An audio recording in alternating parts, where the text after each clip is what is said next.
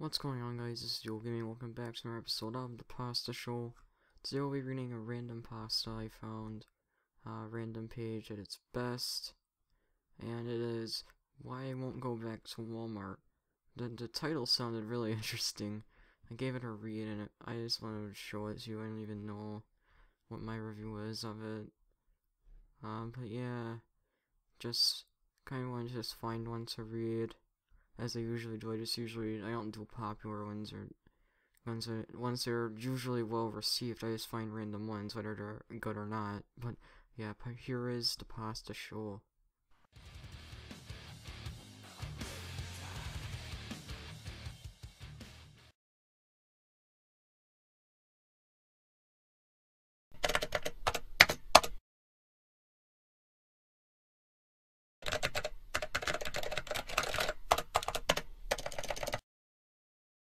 I work second shift at my job, so I don't end up leaving until around 11 p.m.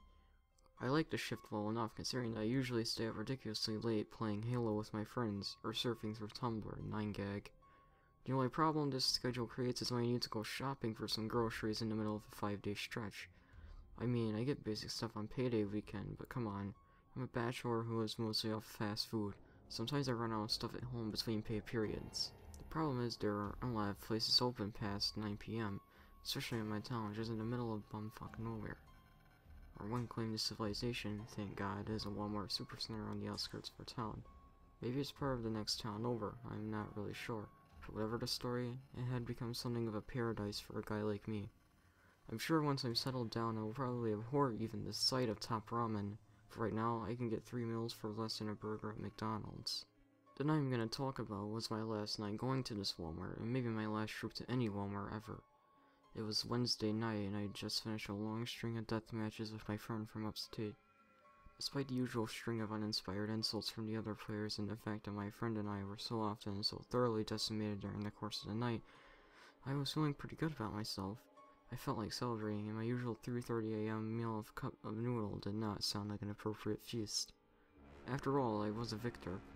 Or at least I was somebody who, after 15 sound thrashings, had managed to arrange a last-minute victory in our last match. My friend and I had decided to quit while we were ahead.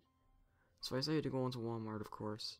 I would pick up some microwavable meal that would undoubtedly not taste nearly as good as it looked on the box, and then go to bed since I had to be up in about 8 hours.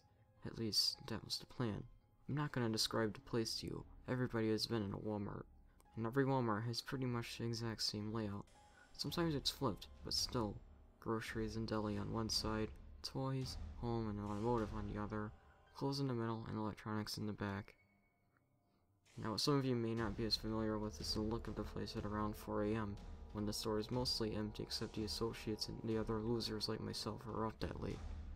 Now, you may have done late night runs and it's kinda quiet, but in a small town place like this, about 3 hours before dawn, the store is a virtual ghost town. I didn't mind that. I mean, it meant no lines, no distractions, and no attempting to weave my way through a bunch of idiots who insisted on blocking the aisle with their carts. I didn't even bother grabbing a hand basket because I was only going to get one thing, and besides, frozen food is right next to the checkout counters. When I turned into the aisle that had the frozen dinners, I saw another guy standing at the opposite end.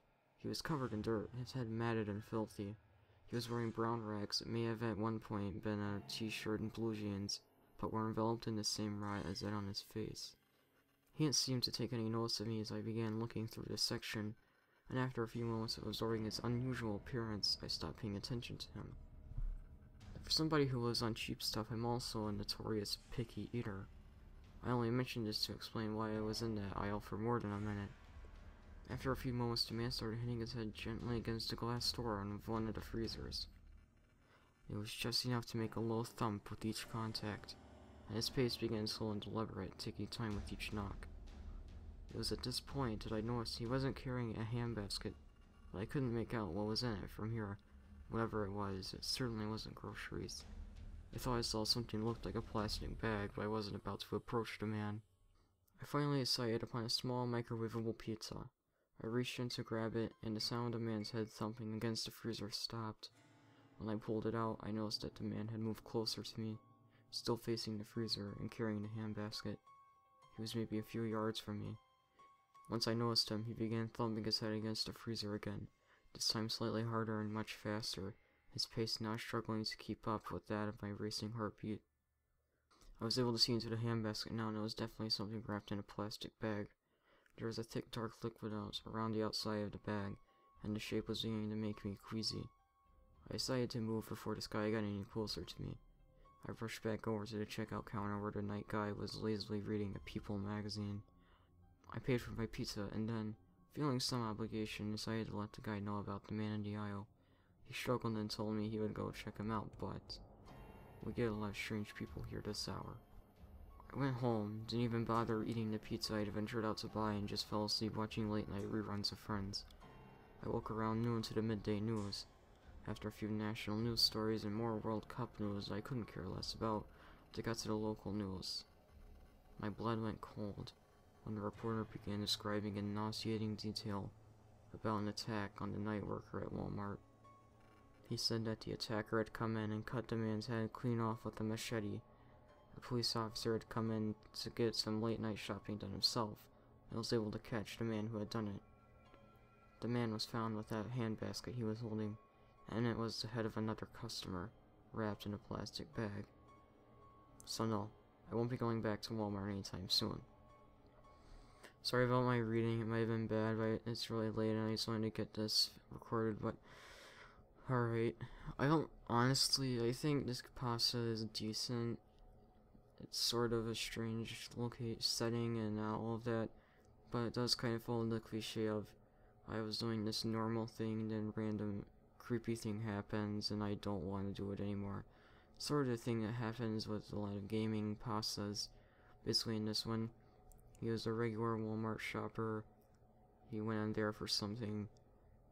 I mean, the thing is, he wasn't directly involved, but the thing it happened later, which is also kind of a cliche. Like, oh, so I was right next to something creepy and I didn't know it until later that day, or the next day on the news, whenever I saw that the creepy thing, the thing that I was next to was, sorry, that probably sounded really bad, but basically, like, you could be, like, it's basically, you could be, like, in a Walmart, you could be next to a killer, or you could have seen a killer, you didn't know it until the next day on the news, when you find out that the killer killed people in there after he left. That's kind of what happened with this pasta, but, yeah, I guess that's really all I have to say about this pasta. Leave in the comments what you think. As I said, I never really said this pasta was good, just it was something I found I wanted to do because why not. Anyways, I guess that's it for this episode of the Pasta Show. See you guys on the next one. Next time. See you guys. Whatever.